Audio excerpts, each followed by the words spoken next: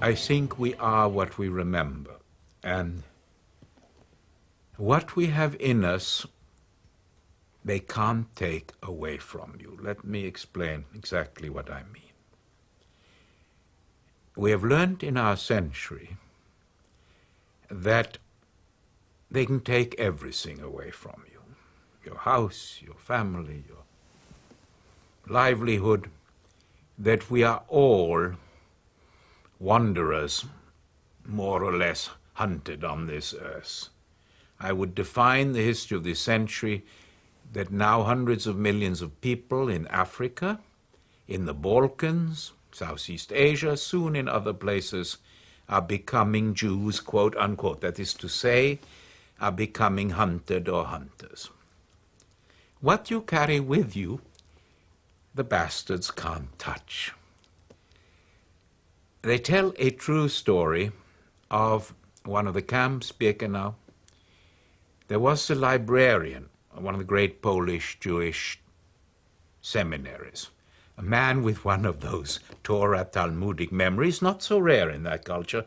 He knew the 5 books of Moses by heart, of course, but also much of the Talmud, the Midrash, and the Mishnah. And in the camp he said to people, if you need to look up something, come and look it up in me. Open the book of myself. A magnificent image. I'm carrying it with me, and you can check. And don't worry that you've lost all books. Look me up. It's a story which Kafka might have found. It's one of the lasting parables. Much less dramatically. In Ezekiel, in the Old Testament, in the prophet Ezekiel, God dictates to the prophet a text and then says, I want you to eat the scroll. Careful. Eat is eat in Hebrew. Has nothing metaphoric. You put it in your mouth and you eat it like a spy eats his secret message, we're told in spy novels. And the surprised prophet does it, and of course the meaning is it becomes part of you. It becomes totally part of you. The great Elizabethan playwright, Shakespeare's rival, Ben Jonson, will use the verb ingest, like digest, but it's more powerfully. You ingest it. You eat it, it becomes fiber of your fiber, heart of your heart, cor cordis sursum, and it will stay with you. And suddenly you realize that the house of your own inside has wonderful furniture. Most of us don't create very much. So to be able to find in our house a company of the master spirits, of the great spirits, of whom Milton called them the lifeblood of the master spirits, means you come home to a very full house, to a very full house. Well, we've got to quote, we've got to quote, we've got to quote, and we've got to tell a great story, which will answer your whole question, and which I hope you will not cut out, because it doesn't concern me, but it's one of the touchstones of civilization. In the 1937 Soviet Writers' Congress, it was the worst year, or one of the worst years. One disappeared like flies every day. They told Pasternak, if you speak, they arrest you, and if you don't speak, they arrest you for ironic insubordination. 2,000 people there. Steiner on the platform, the Stalinist killer, police killer. And it was a 3-day meeting. Every speech was thanks for Brother Stalin, thanks to Father Stalin, thanks to the Leninist, Stalinist new model of truth. And not a word from Pasternak. On the 3rd day, his friend said to him, look, they're going to arrest you anyway. Please, maybe you should say something for the rest of us to carry with us. Now, he was over 6 feet, as you know, incredibly beautiful. And when Pasternak got up, everyone knew. He gets up. I'm told you could hear the silence till Vladivostok. And he gives a number. And 2,000 people got up. It was the number of a certain Shakespeare sonnet, of which he had done a translation, which the Russians say is with Pushkin one of their greatest texts, so it's Shakespeare.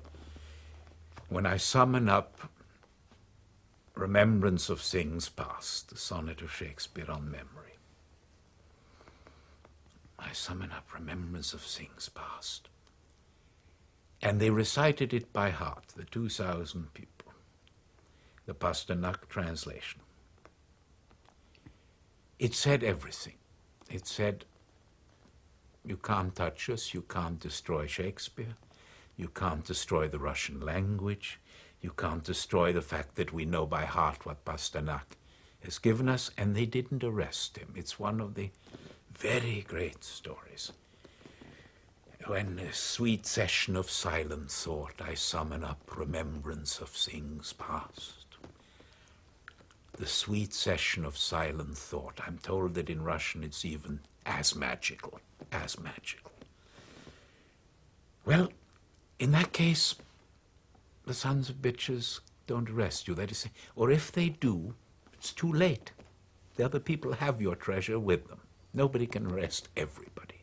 Mandelstam's poems were all confiscated, and Nadezhda, the wife, taught one poem to 10 people. That means that for the 60 poems, 600 people had them. The 10 taught them to 10, and they were safe. They were nothing could stop. This, I think, is the deepest form of publication that we can possibly have. It's the publication of the human soul. So yes, it is central to my techniques, to my teaching, to my beliefs, to the way I work, to what I am.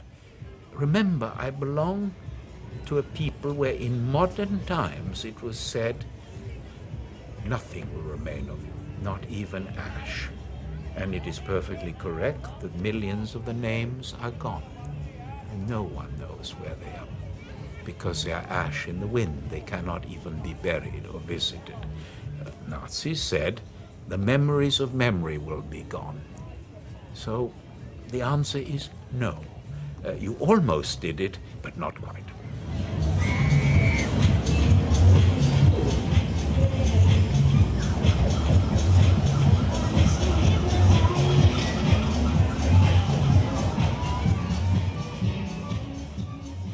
In Chicago, there was one evening when you read for the first time Sein und Zeit of Martin Heidegger.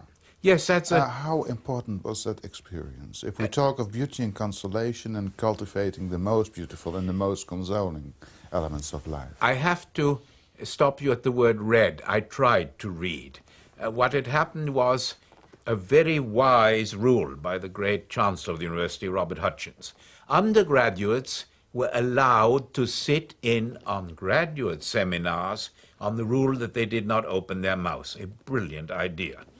And so the proper students were around the table and the few undergraduates against the wall, keeping quiet. Wonderful idea. And Leo Strauss walked in and said, in this seminar, the name of, and he gave a name, who is strictly incomparable will never be mentioned. The phrase, who is strictly incomparable, unvergleichbar, went through me like a knife. I remember that to this day.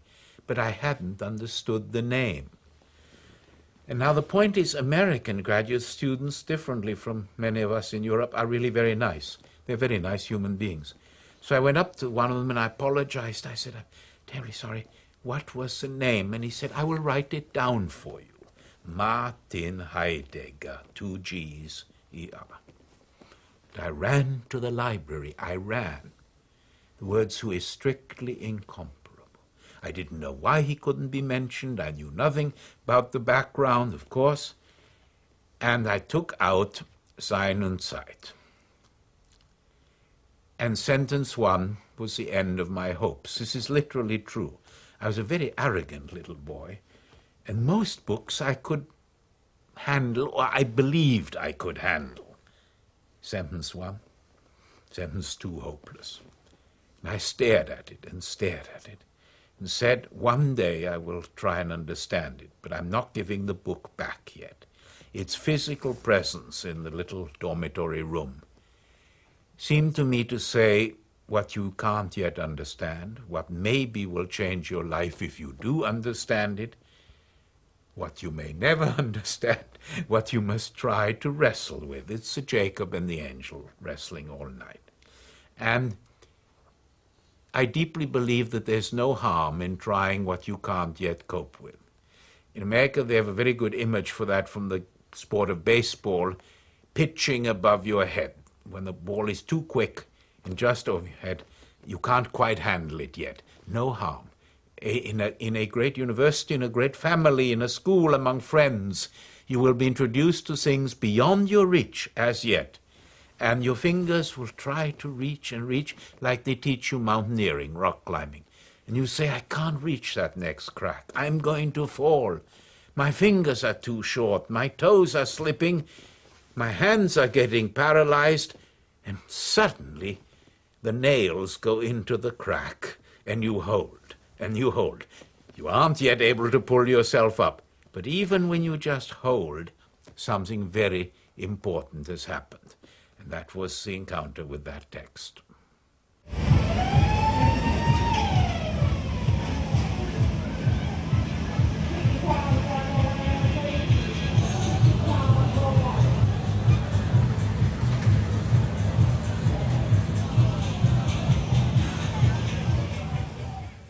The philosophe Lisan Chardin, in one single painting, seems to me to incorporate every single aspect of what I've tried to do in my work, tried to teach as a teacher, and simply as an ordinary human being concerned with the miracle and mystery of reading.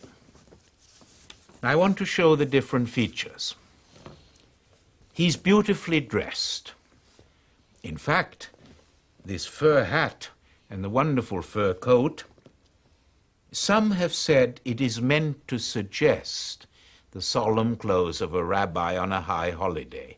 We don't know. There is that suggestion, as there is in Rembrandt pictures, which have, of course, influenced Chardin. I like to read it differently. He's meeting his best friend, namely the author of the book. And when you meet a great friend, you dress well, like we love to wash our hands before meeting a friend. You do him, Italian word cortesia, the courtesy of heart of saying, welcome into me, welcome into the home of myself, I'm ready to receive you. He has his pen next to his reading. Serious reading means to read with a pen in your hand. What do you do with the pen? You underline, you take notes on the page, you write around the margin. What are you really doing? You are in dialogue with the book. You are answering it. You are speaking to it. And if you are very arrogant and very ambitious, you're saying secretly, I can write a better one. And that is the beginning of a certain relationship of passionate joy and love with the text. I hope our viewers can see their number of heavy coins, beautiful Roman coins. They were used at that period to give weight on the page, because in these great folios, the page would, in humidity and with time,